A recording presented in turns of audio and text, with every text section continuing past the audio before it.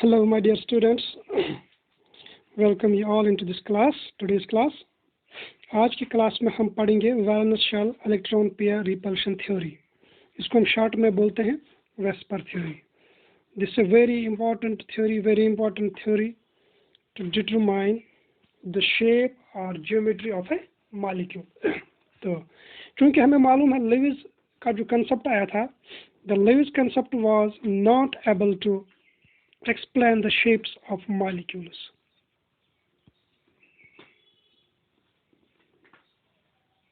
तो shape of molecule से हमें उसके शेप ऑफ मॉलिक्यूल के बारे में हमें कोई इंफॉर्मेशन नहीं मिलती थी. तो दो साइंटिस्ट थे, Sidgwick and Pavel.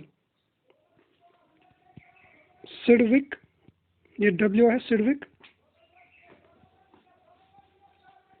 And Pavel in 1940.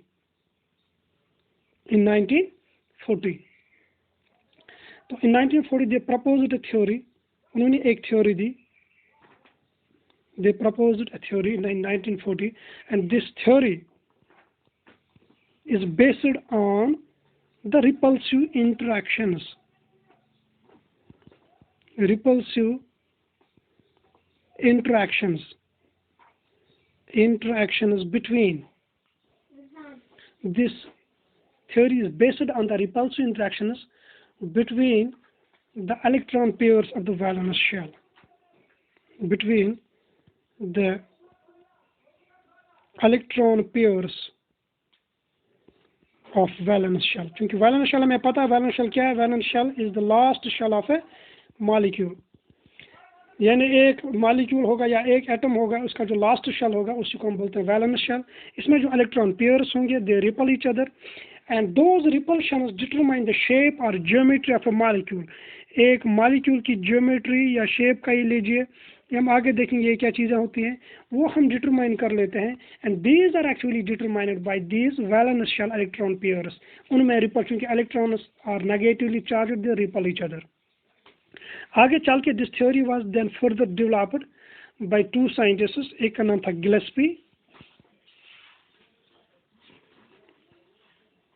ये क्रिकेट वाला गिलेस्पी नहीं है जो ऑस्ट्रेलिया का बॉलर था, और दूसरे का नाम था नेहॉम, NEY.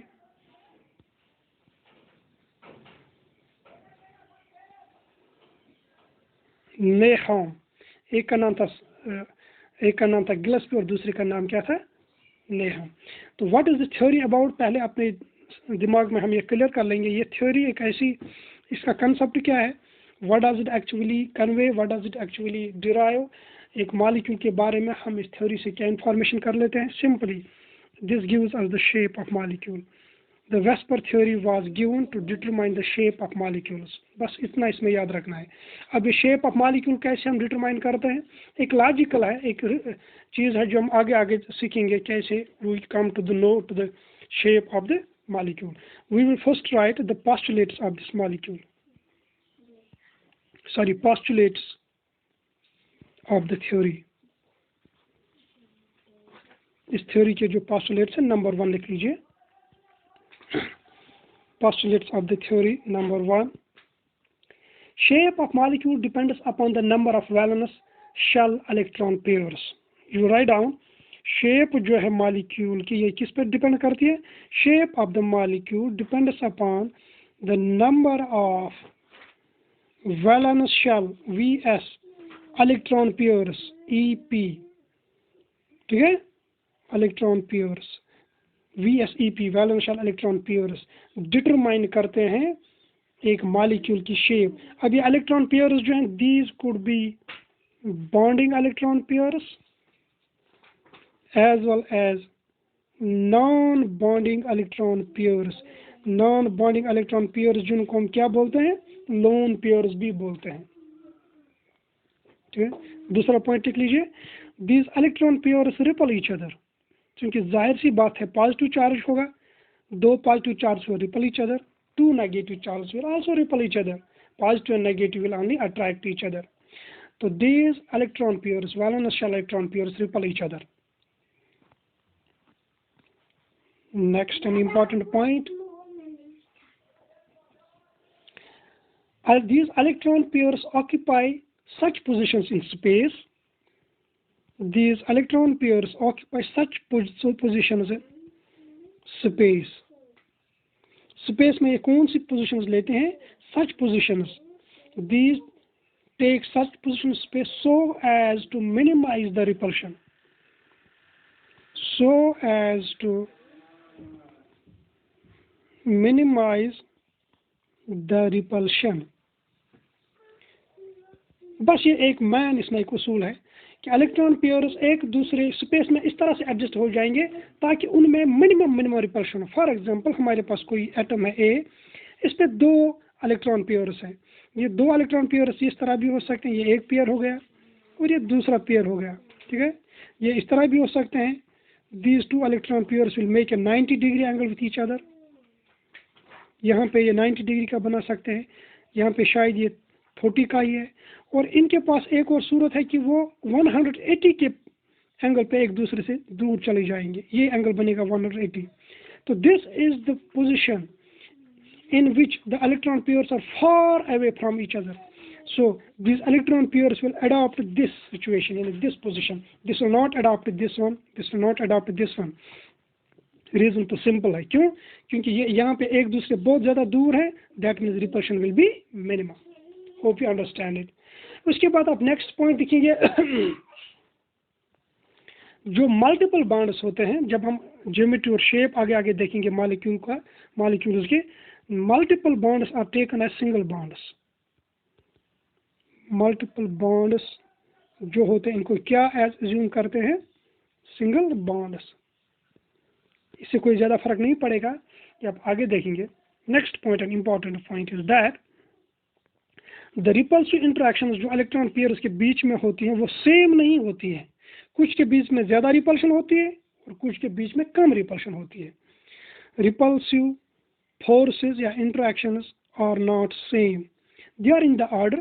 कहते हैं कि लोन पेयर अगर होगा LP, लोन पेयर और दूसरे लोन पेयर के बीच में जो रिपल्शन होगा that will be the highest.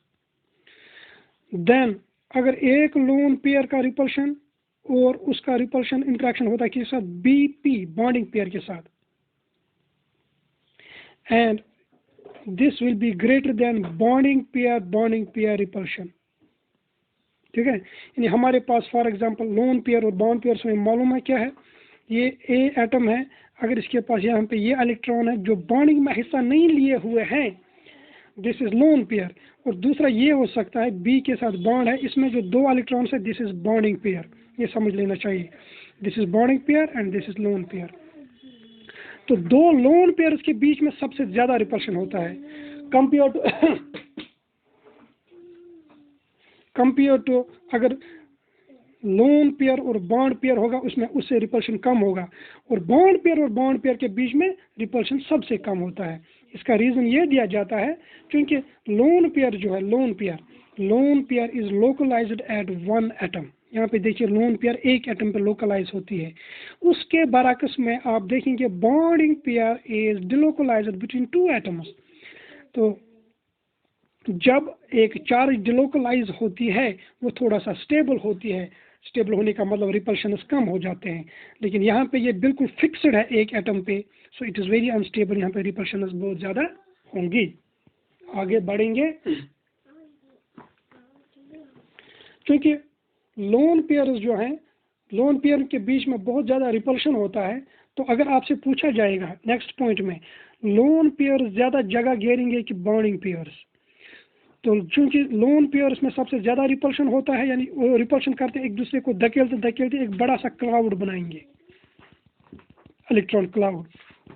तो लोन पेयर्स जो हैं these occupy more space, these occupy more space than bonding pairs.